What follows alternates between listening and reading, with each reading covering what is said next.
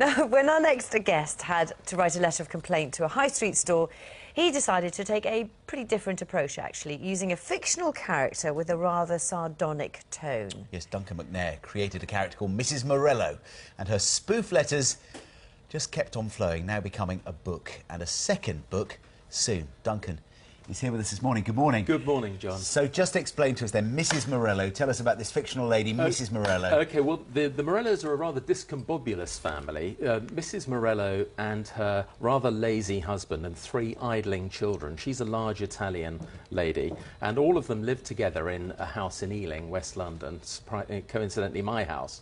And they run a menagerie of animals as their means of support. And armed with all of that, they write to famous people with requests for advice on matters relating to animal husbandry, for example, all the wrong people like archbishops and cabinet ministers, and on all sorts of topical affairs.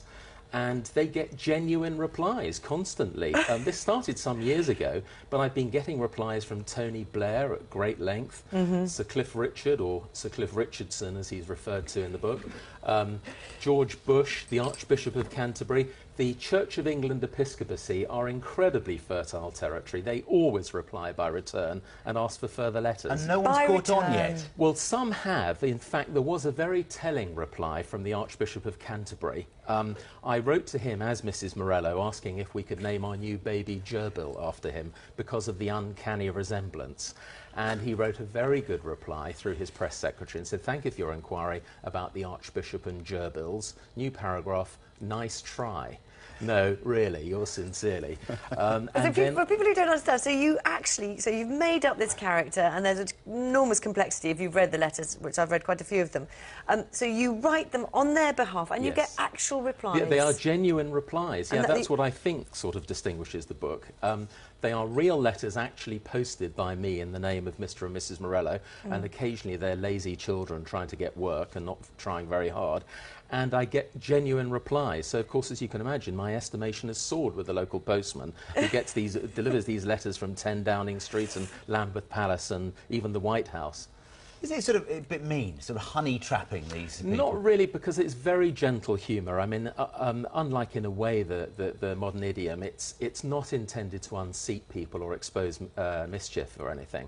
And that's why I think, A, people reply in abundance, everyone, all sorts of famous figures, and B, why they agree to be published. And indeed, very often, they agree to meet with me. So I've had all sorts of meetings with bishops, cabinet ministers. I'm trying for the Prime Minister at the moment, as myself, and I often take a goat along with me to add dignity to the occasion.